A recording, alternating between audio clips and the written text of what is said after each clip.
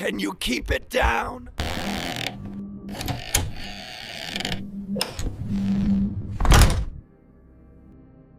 Imagine this. You've just moved into a new apartment. It's your space, your sanctuary in the middle of a bustling city. But as you lie in bed on the first night, you hear it. The faint, unmistakable sound of footsteps in the empty hallway outside.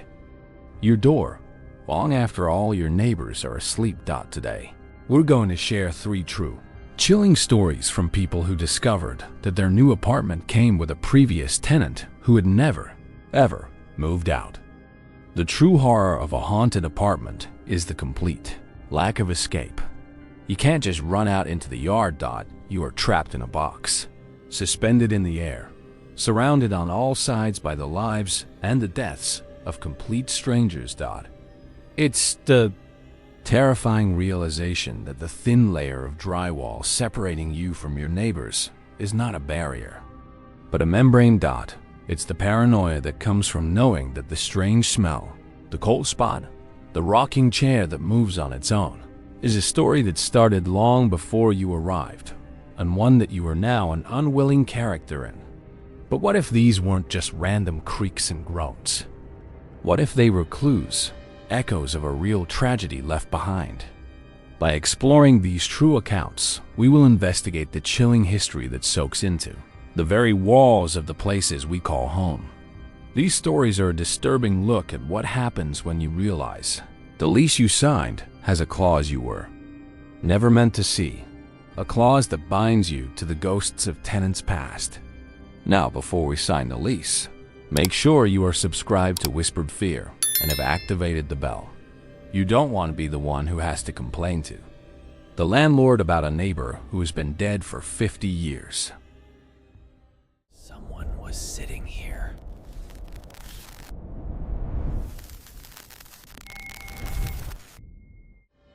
Our first story is about the quiet rhythms of a haunted object.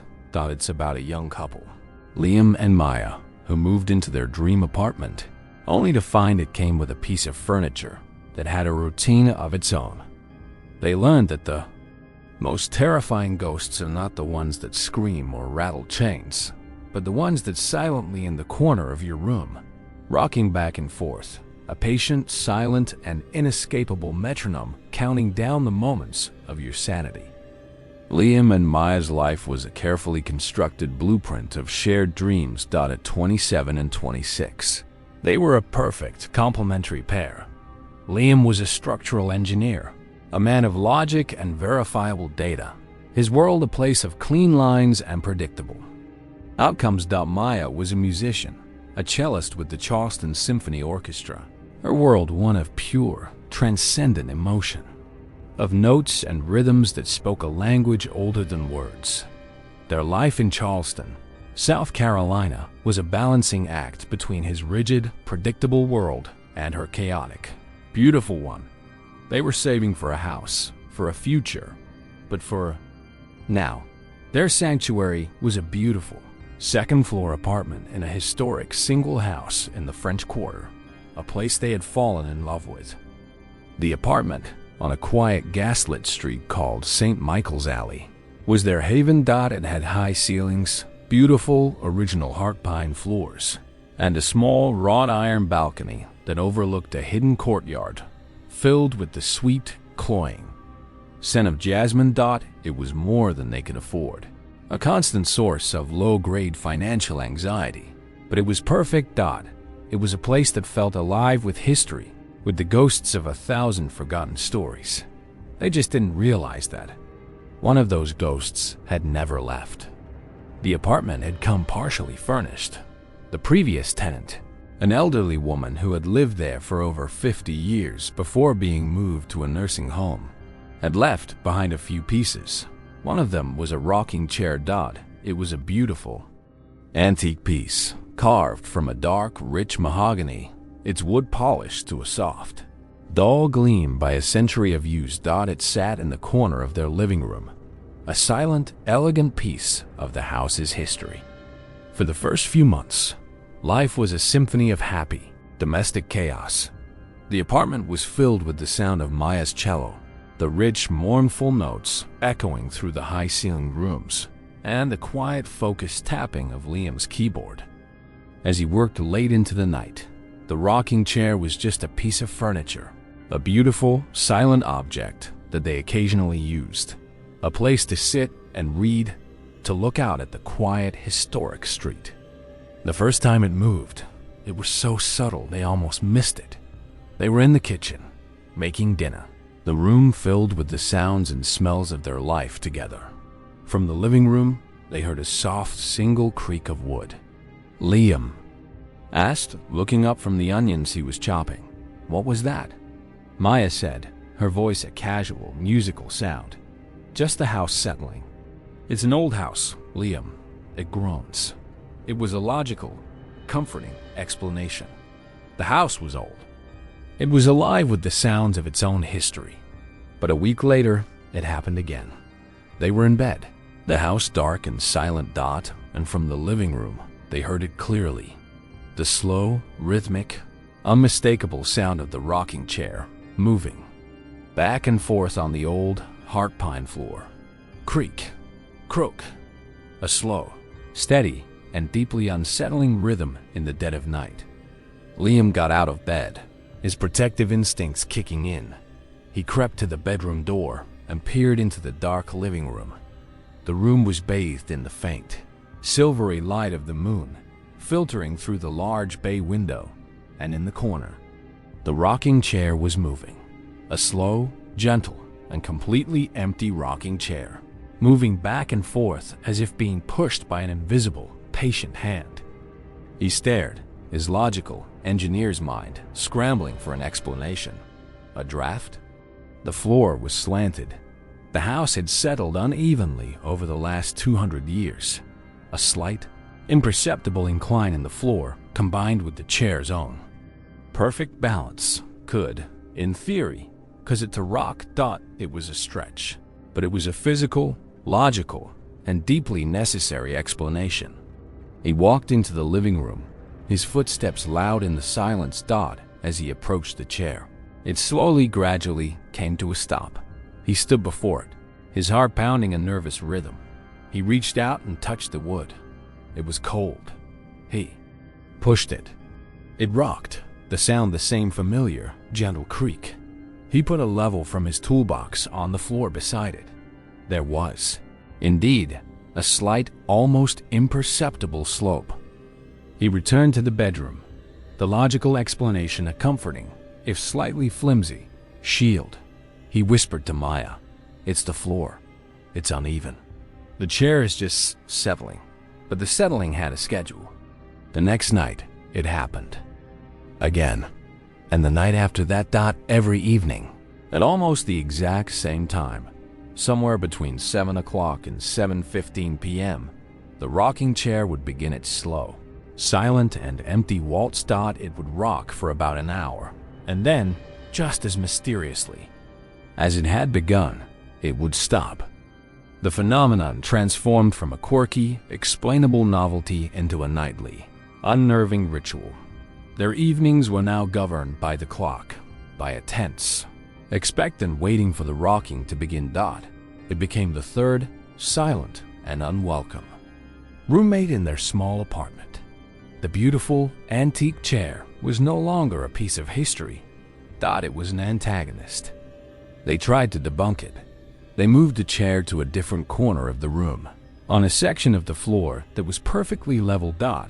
It still rocked. They placed a heavy book on the seat, a stack of magazines. The chair still moved, its rhythm unchanged. The book's a silent, unmoving passenger. The psychological toll was slow, but insidious. The apartment, their sanctuary, began to feel occupied. The silence was no longer peaceful. It was a listening silence. They found themselves whispering in their own home, as if not to disturb the unseen occupant of the chair. Their relationship, once a source of strength, began to show the strain of their shared, unspoken fear. The quiet, constant presence of the rocking chair was a wedge, slowly, methodically, driving them apart. Maya, the artist, was the one who was most affected. she began to have nightmares, dreams of an old, sad woman sitting in the rocking chair, her face in shadows, humming a long-forgotten lullaby.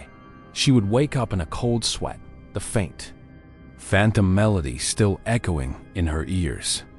Desperate for answers, she did something Liam, in his logical refusal to believe, would not. She researched the history of the apartment. She spent a day at the Charleston County Public Library on Calhoun Street, digging through old city directories and newspaper archives.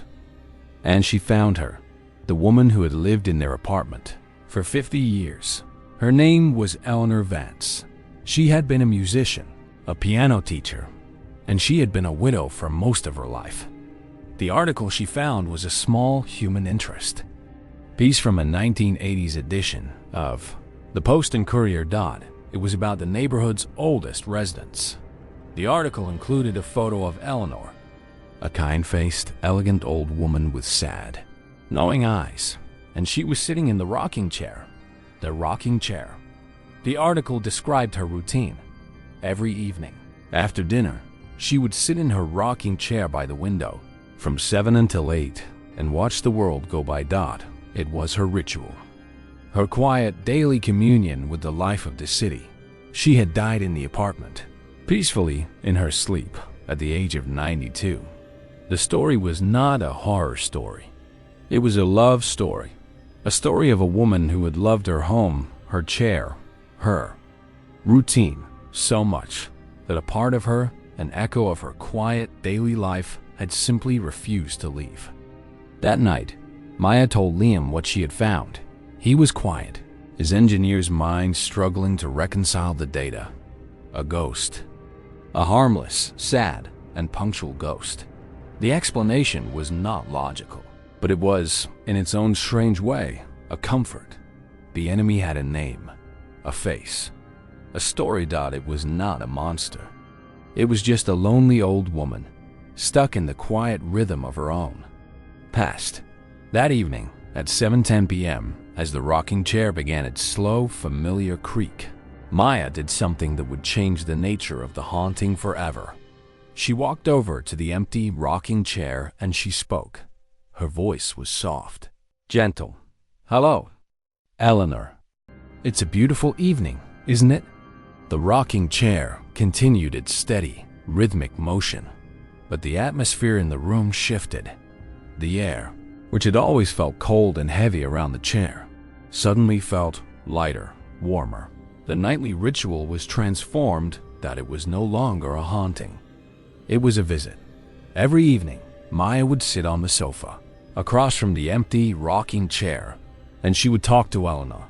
She would tell her about her day at the orchestra, about the tourists in the market, about the beautiful, changing light on the harbor. Liam, at first, thought she was crazy, but he couldn't deny the change in the apartment. The oppressive, watchful feeling was gone, replaced by a sense of calm, of a quiet, shared peace. They had made a friend, a quiet, invisible, and very, very real roommate. The final, horrifying turn in the story came a month later. They had a guest. Liam's older brother, David, a loud, cynical, and deeply pragmatic real estate developer. From Atlanta. They told him the story of Eleanor, of the rocking chair. He had, as expected, laughed. He'd said, shaking his head, "You two have been living in this spooky old city for too long. It's a draft. It's the floor. There's a logical explanation for everything." That evening, at 7:15, as the rocking chair began its gentle, rhythmic motion, David, in an act of boisterous, drunken bravado, decided to confront the ghost. He walked over to the rocking chair and sat in it. The chair immediately stopped moving. The room went silent. David said with a triumphant, booming laugh, "See? Just a draft. Nothing to be afraid of." But as he sat there, a strange, confused look began to cross his face. His voice was a little quieter. "That's weird. This chair. It's really cold." He stood up, rubbing his arms. "Feels like I was just sitting on a block of ice." He shivered and then laughed it off. Later that night, after David had gone to bed in the guest room, Liam and Maya were in their own bedroom, and for the first time in months, they heard a new sound that was coming from the living room. It was not the gentle, rhythmic creak of the rocking chair. It was the sound of weeping, the soft, heartbroken, and utterly inconsolable sobs of an old woman. A new, colder kind of fear settled over them. They had not just been sharing their home with a harmless ghost. They had been sharing it with a real, conscious, and emotional entity. And David, in his loud, cynical disbelief, had not just sat in a chair. He had sat on a person. He had violated her space, her memory, her very being, and he had hurt her. The next morning, David came out of the guest room, his face pale, his eyes wide with a fear that had not been there the night before. He stammered, his usual booming confidence gone. "I had the most vivid nightmare. I dreamed I was a little girl, trapped in a dark room, and a man, a big loud man, was yelling at me. He was sitting on my bed. I couldn't breathe. I couldn't move." He shook his head, a shudder running through his body. It felt so real. He left an hour later, a changed man, and the house was quiet. Too quiet. That evening, at 7:15, the rocking chair did not move. It remained still, silent, empty. The nightly visit was over. The ghost was gone. But the silence she left behind was not a comfort.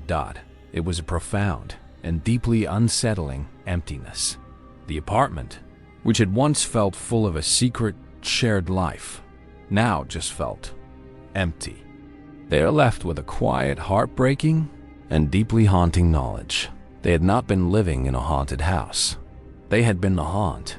They had been the intruders, the unexpected and ultimately kind roommates of a lonely old woman who had never left her home. And then they had allowed a stranger, a loud, cynical, and unbelieving man, to come in and, with a single, thoughtless act of disrespect, to scare her away forever. They live with this silence now, but it is not a peaceful silence. It is the silence of a profound and irreversible loss. And sometimes, late at night, when the house is quiet, Maya will sit on the sofa and look at the empty, motionless rocking chair in the corner, and she will whisper into the darkness a single, hopeful, and always unanswered question. "Elena, are you still there?"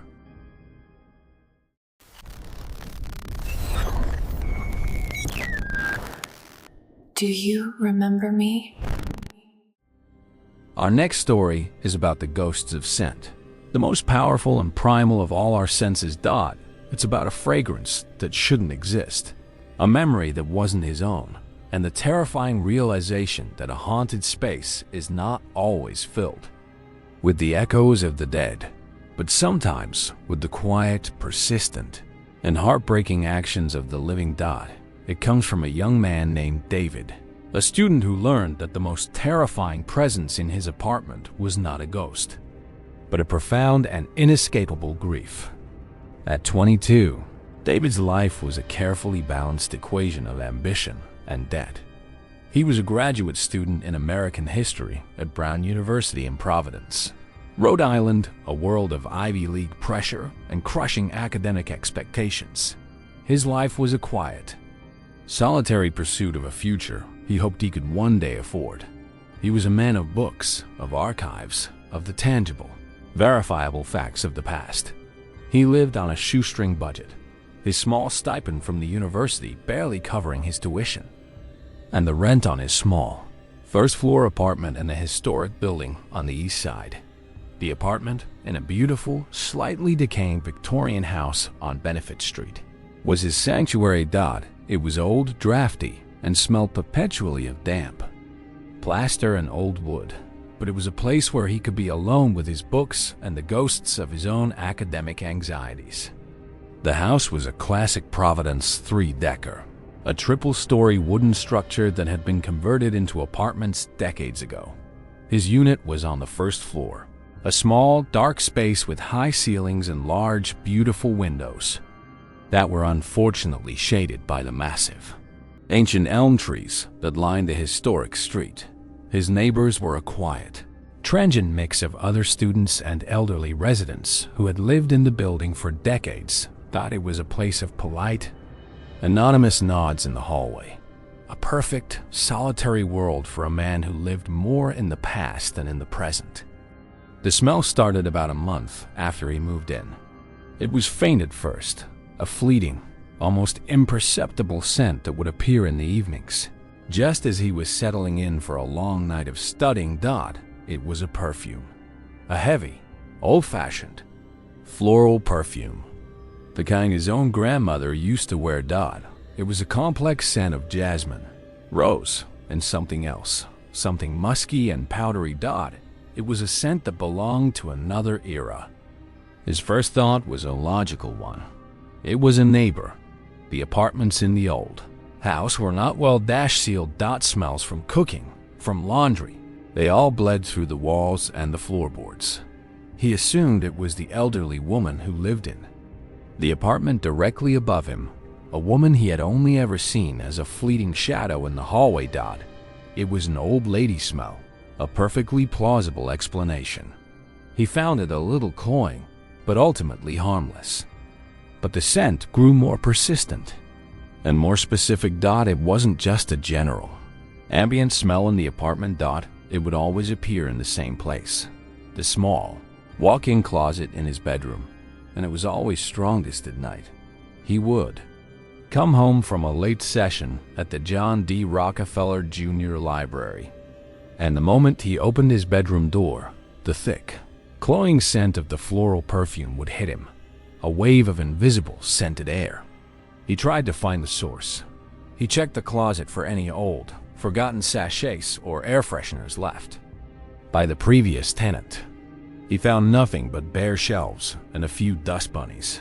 He asked his landlord, a gruff, disinterested man named Mr. Rossi, about it. Rossi had grumbled over the phone. "It's an old building, kid. It's got old smells. Open a window." The rational explanations began to feel thin. The smell was too strong, too localized to be coming from a neighbor, and it had a strange, almost physical quality to it. The air in the closet would feel colder, heavier when the scent was present. He began to feel a quiet, creeping sense of unease. The apartment, his sanctuary, was starting to feel occupied. The scent was an invisible presence, a silent, fragrant roommate. He was a man of facts, of historical records. He did not believe in ghosts, but the house, this old, historic house, was beginning to feel haunted by a smell. Driven by his historian's curiosity, he decided to research the history of his own building. He spent a Saturday at the Providence City Archives on Westminster Street, digging through old property deeds and census records for his address, and he found her. Her name was Eleanor Vance. She had been a resident of his apartment, Unit 1A, for over 50 years, from the 1940s until her death in the late 1990s. The records were sparse, but he pieced together a quiet, solitary life. She had been a seamstress, had never married, had no children. She had lived and died in the same small, first-floor apartment that was now his. The final document he found was a copy of her death certificate. She had died in the apartment of natural causes at the age of 82.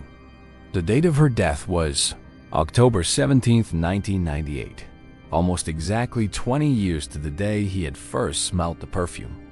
The discovery was a chilling one. He was living in a dead woman's home. The smell, it had to be her.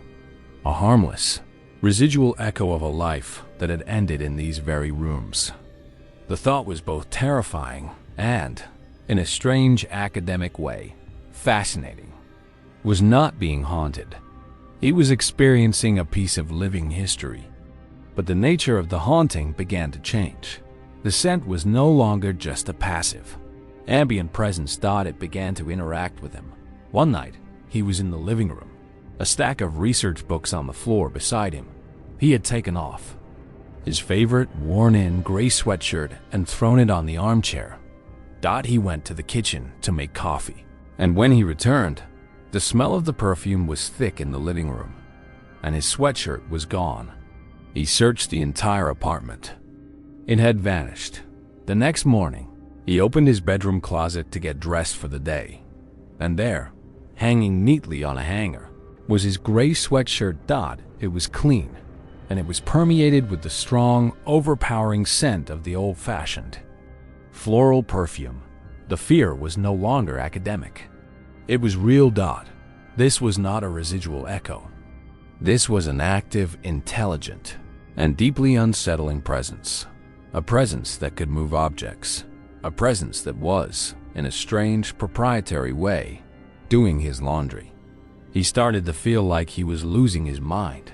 He told his girlfriend, a pragmatic and deeply logical law student named Jessica, about the incidents. She was sympathetic, but skeptical. She'd said, her voice gentle but firm, "David, you're under a lot of pressure. You're not sleeping enough. Your mind is playing tricks on you. There's a rational explanation for everything." He wanted to believe her, but he couldn't explain the sweatshirt. Desperate to prove he wasn't crazy and to finally get some answers, he did what so many others in our stories have done. He bought a camera, a small motion-activated security camera. He placed it on the dresser in his bedroom, its lens aimed directly at the closet door. He was going to catch his ghost. He set up the camera on a Friday night. He went to bed, his mind a knot of anxiety and a strange, almost hopeful, anticipation. He slept fitfully. The next morning, he woke with a sense of dread. The air in the apartment was thick with the scent of the perfume. It was stronger than it had ever been before. He went to his laptop and pulled the memory card from the camera. He opened the video file. The footage showed his dark, silent bedroom. The timestamp in the corner read 3:12 a.m. Then, the closet door, which he had left closed, began to creak, open slowly, silently. A wave of what looked like a heat haze, a shimmering distortion in the air, seemed to flow out of the closet and into the room. And with it, he could almost imagine, came the scent. But that wasn't the most terrifying part. A moment later, a figure emerged from the closet. It was not a ghost. It was not a specter. It was a person. It was an old woman. She was small and frail, her back stooped, her hair a thin white cloud. She was wearing a simple, old-fashioned NIGHTGOW and she was crying. Soft, silent, heartbreaking sobs, her small, wrinkled shoulders shaking. He watched, his blood turning to ice, as the old woman, this complete stranger, walked from his closet to the side of his bed. She stood there for a long, silent moment, looking down at his own sleeping form. She reached out a trembling, arthritic hand and gently, almost lovingly, brushed a strand of hair from his forehead. Then she turned, walked back to the closet, and disappeared inside, pulling the door almost completely shut behind her. The video ended. David was left staring at his own pale, terrified face reflected in the dark screen of his laptop. The ghost, the haunting, the unexplainable phenomena in his apartment. It was a real, living, breathing old woman. A woman who was somehow living in his closet. But how? The closet was a normal closet. It had a back wall. There was no hidden door, no secret panel. He had checked it a dozen times. He ran to the bedroom and threw open the closet door. It was just a closet. He pushed the clothes aside and ran his hands along the back wall. It was solid, plaster and lath. There was no give, no seam, no door. He was in the middle of this frantic, desperate search when he heard a sound, a soft, shuffling sound, coming from the other side of the wall, coming from the apartment next door. The final, horrifying, and deeply human truth of the haunting began to dawn on him. The apartment next to his, Unit 1B, was occupied by a very old, very reclusive woman. The woman who lived directly above him in 2A a young woman named Sarah, had once mentioned her. She said the woman, Mrs. Gable, was in her 90s, that she never left her apartment, and that a home care nurse came to check on her once a day. He had never made the connection. He ran out of his apartment and into the main hallway. He stood in front of the door to 1B and listened. He could hear the same soft, shuffling footsteps and the faint, muffled sound of an old woman weeping. He didn't knock. He called. The police. When the officers from the Providence Police Department arrived, he showed them the video. They were not dismissive. They were grimly, professionally serious. They knocked on the door to 1B. There was no answer. The landlord, Mr. Rossi, was called. He arrived with a master key. He unlocked the door and the police entered. The apartment was a mirror image of David's, but it was a world away. It was a hoarder's nest, a cramped, dark labyrinth of stacked newspapers, old furniture, and a lifetime of accumulated junk. And the smell of dust, of decay, and of a faint, sweet floral perfume, was overwhelming. They found her in the bedroom. She was sitting on the edge of her bed, in her nightgown, clutching a framed black and white photograph to her chest. She was not crying. She was just staring at the wall, her eyes vacant, lost in a memory. She was the woman from the video. And in the back of her bedroom closet, they found it. A section of the wall that separated her apartment from David's, had been crudely, but cleverly, removed. Behind it, a small, dark, and cramped passage had been created in the hollow. Space between the studs, leading directly into the back of David's own closet. It was a small, secret doorway between two worlds.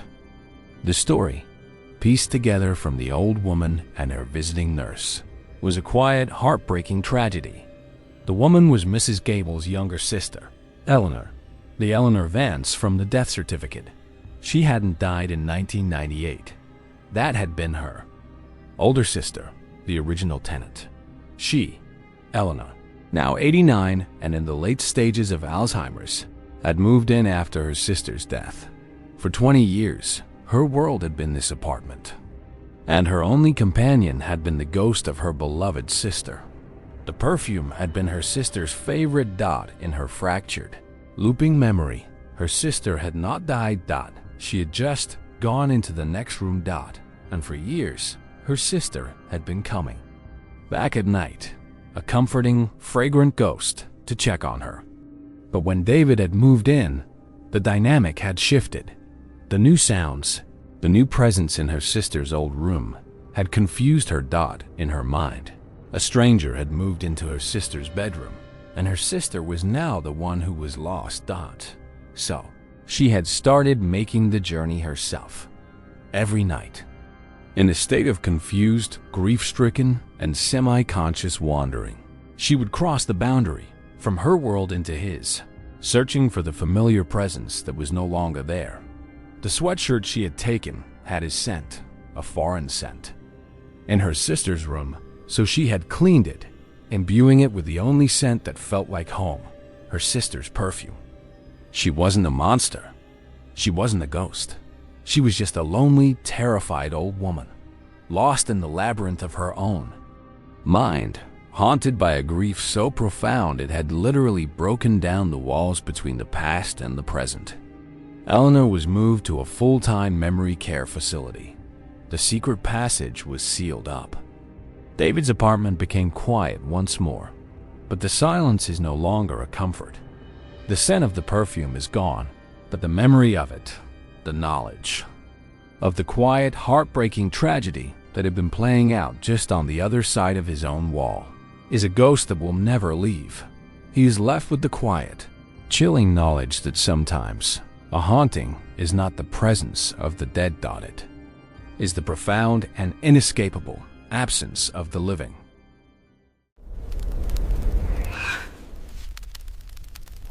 We live here. Our final story is about the thin barrier of a ceiling and the quiet, Implicit trust we place in the anonymity of our neighbors. It's about the sounds we learn to ignore. And the terrifying moment when those sounds become a story we can no longer dismiss. It comes from a young woman named Dr. Alicia Sharma, who learned that the most chilling hauntings are not of a single person, but of an entire building, and that the footsteps she heard every night were not a ghost, but the final, terrifying echo of a story that the building itself could not forget. At 28, Alicia's life was a testament to the brutal, beautiful reality of her profession. She was a first-year surgical resident at Pennsylvania Hospital in Philadelphia, the nation's first hospital, a place steeped in centuries of medical history and human suffering. Her life was a blur of 36-hour shifts, of high-stakes surgeries under the harsh glare of operating room lights, of a fatigue so profound it felt like a physical illness. She was a woman of science, of data, of the tangible, verifiable truths of the human body. Her world was one where every mystery had an explanation, a diagnosis, a cause. Her sanctuary from this chaotic world was a small, second-floor apartment in a historic brownstone in the Old City neighborhood. The building on Art Street was a beautiful, if slightly crumbling, relic, a place of high ceilings, original hardwood floors, and a profound, almost oppressive sense of history. Her apartment was her refuge, a quiet, orderly space where she could shed the skin of the doctor and, for a few precious hours, just be Alicia. The building was mostly occupied by other young professionals and a few elderly tenants who had lived there for decades. It was a place of quiet, respectful anonymity. The footsteps started in her second month. They were not a frightening sound, not at first. They were just a presence. Every night, usually around 2 a.m., she would be woken by the sound of footsteps from the apartment directly above hers. The sound was heavy, deliberate, and slow. The sound of a large man pacing back and forth, the length of the apartment. Thump, creak, thump, creak. A slow, rhythmic, and slightly melancholy sound. Her first thought was simple annoyance. Her upstairs neighbor, a man she had never met, was an insomniac. It was a common affliction in a city of high-stress jobs. She bought a pair of high-quality earplugs from the local CVS and tried to ignore it. But the footsteps were perfect, unignorable metrome. They always started at the same time. They always followed the same path, from what she guessed was the living room to the bedroom and back again, and they always lasted for exactly 1 hour, before stopping as abruptly as they had begun. The precision of it began to feel less like a human habit and more like a mechanical routine. She began to feel a quiet, creeping sense of unease. The predictability of the footsteps was more unsettling than a random noise. It felt like a performance, a nightly ritual being carried out for an audience of one. Her. She started to build a story in her mind. Her upstairs neighbor was a lonely old man, a widower perhaps, who couldn't sleep, and who walked the floors of his empty apartment at night, a prisoner of his own grief and memories. It was a sad, but logical explanation. It made the sound bearable. One morning, after a particularly loud night of pacing, she decided to act. She wasn't angry. She was a doctor. She was concerned. She wrote a polite, gentle note. "Hello, neighbor in 3A. This is Alicia from 2A. I've been hearing you walking at night. I know it's an old building and the floors are thin. I hope everything is all right. Please let me know if there's anything I can do to help." She slipped a note under his door on her way to the hospital. When she came home that night, there was a note on her own door. It was from the building's superintendent, a gruff, seen-it-all man named Mr. Peterson. The note was written in a sharp, almost angry scrawl. "Dr. Sharma, there is no one in 3A. The apartment has been vacant for 2 years. Since the last tenant passed away, please refrain from disturbing the property." Alicia stood in the silent, empty hallway, the note trembling in her hand. Vacant. The apartment above her was empty. The footsteps she had been hearing every single night. The heavy, deliberate, human footsteps. They had no source. The knowledge was a physical blow. The fortress of her logical, scientific mind was breached. The sound was not an annoying neighbor. It was an impossibility that it was a ghost. She didn't sleep that night. She lay in bed, the earplugs on her, nightstand, and waited at exactly 2:03 a.m. The footsteps began. Thump, creak, thump, creak. But now, the sound was not just an annoyance. It was a terrifying violation of the laws of physics. She was lying in her bed, listening to a dead man walk. The haunting, now confirmed, became a central, terrifying fact of her life. The apartment, her sanctuary, was now the lower level of a haunted house. The silence of the night was no longer a comfort. It was a prelude to the inevitable, nightly performance. She tried to rationalize it. It was the pipes, the heating, the ancient structure of the building settling. But she knew. She had heard the sound. It was the sound of weight on wood. It was the sound of a person. She began to notice that she was not the only one who was being haunted. She started talking to her neighbors. The elderly woman in 2B, across the hall. A woman named Mrs. Gable, who had lived in the building since the 1960s. Mrs. Gable had said, her voice a soft, papery whisper when Alicia asked her about the sounds. "Oh yes, dear. That's just Mr. Abernathy. He was a lovely, quiet man. A watchmaker. Kept to himself. He loved his routines. Always took his constitutional. He called it an hour every night." "Rain or shine?" Alicia asked, her heart pounding. "You mean you can hear him too?" The old woman said with a gentle smile. "Of course, dear. We all can. He's been walking up there every night for 20 years. Death doesn't change a man's habits. It seems," the casual, matter-of-fact way she spoke about. The ghost was, in some ways, more terrifying than the footsteps themselves.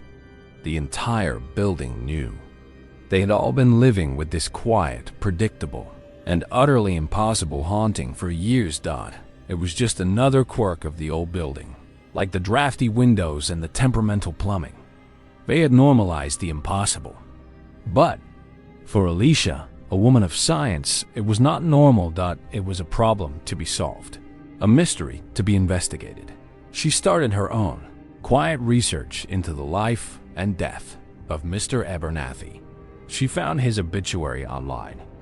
He had died in the apartment of a heart attack 2 years ago, at the age of 82.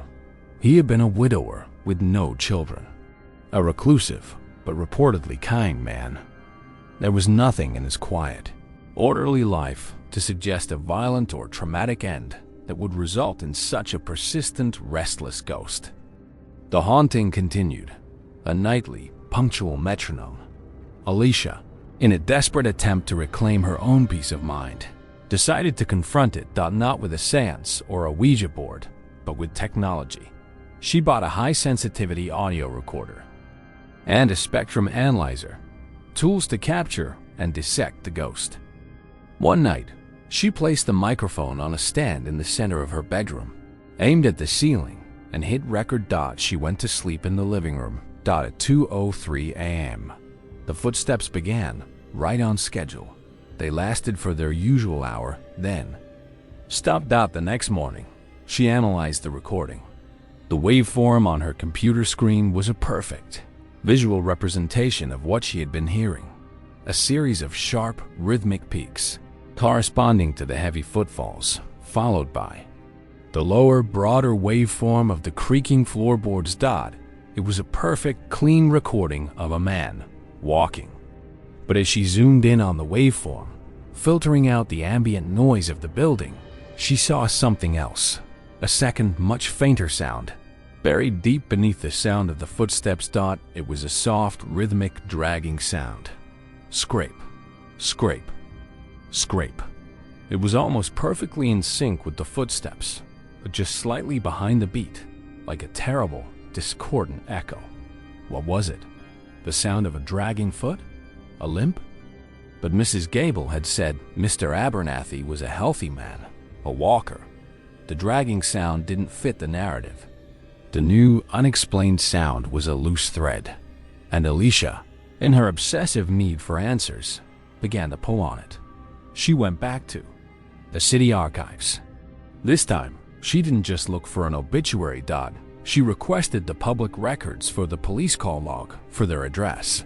Going back 3 years, she spent a full day sifting through the dry, bureaucratic language of the reports dot, and then she found it.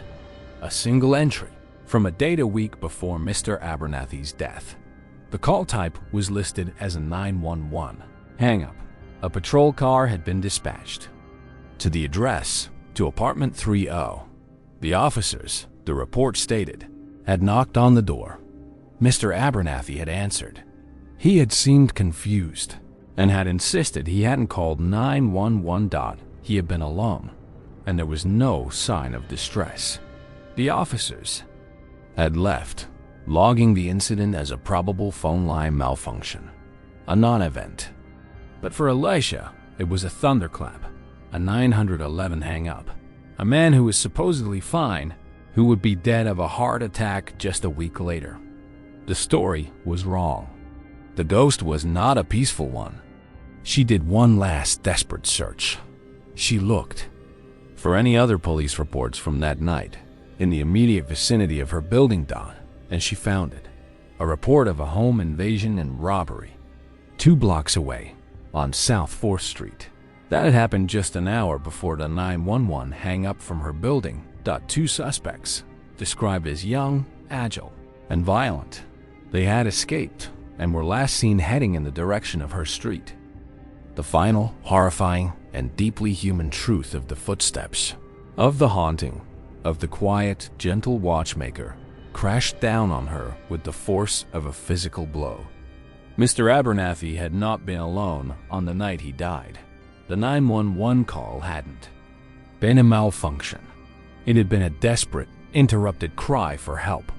The police had come, but they had been too late, or too easily convinced by the men who were, at that very moment, holding a terrified old man hostage on the other side of the door. The footsteps she heard every night, they were not the gentle, routine pacing of a lonely old man. They were the sound of his last terrified hour, the sound of him being forced by his attackers to walk back and forth across his apartment. A human curtain to make it seem to his neighbors below that his nightly routine was proceeding as usual while they ransacked his home.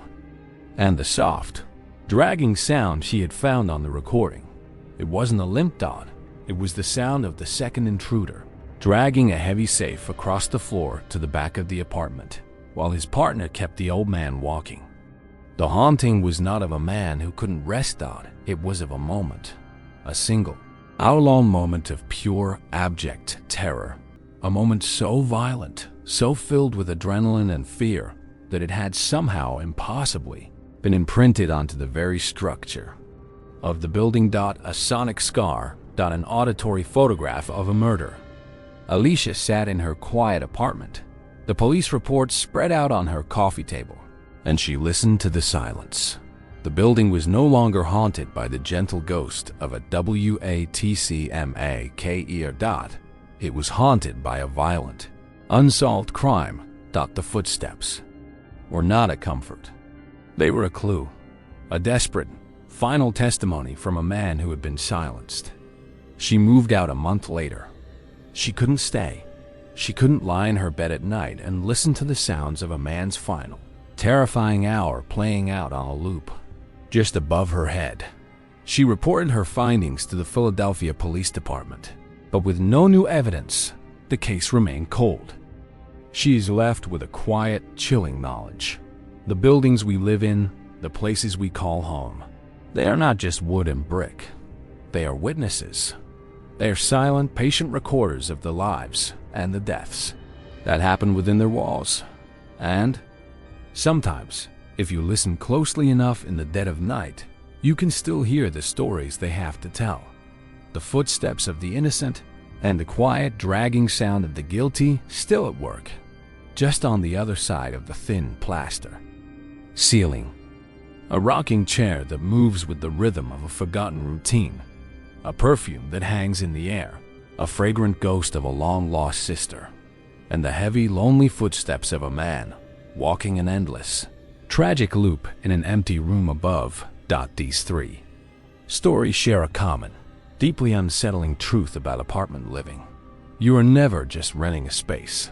You are inheriting the echoes of every life that has been lived and lost within those same four walls. The true horror of a haunted apartment is not just the presence of a ghost, but the absolute lack of privacy, even from the past. A house offers the illusion of a self-contained world, but an apartment is a hive, a collection of boxes stacked, one on top of the other, separated by a thin, fragile membrane of plaster and wood. The sounds, the smells, the very grief of your neighbors, both living and dead, can bleed through that membrane, becoming a part of your own story. These accounts leave us with a chilling realization that the silence in your apartment is never truly empty.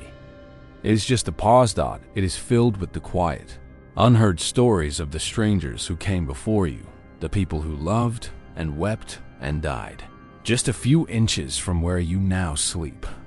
And it forces us to ask a terrifying question. The next time you hear a strange sound from the apartment next door or from the floor above, how can you ever be sure that the person making it is still alive? If these stories have made you listen more closely to the silence of your own home, prove you're not just an echo by subscribing to Whispered Fear. Leaving a like and sharing this video. Your support helps us give a voice to the stories that live in the walls. But what if the haunting isn't in the building you live in, but in the very minds of the people who are supposed to heal you? Click the video on your screen now as we open the confidential files for our next collection. 4 true scary stories told by psychiatrists. See you there. The doctor's in.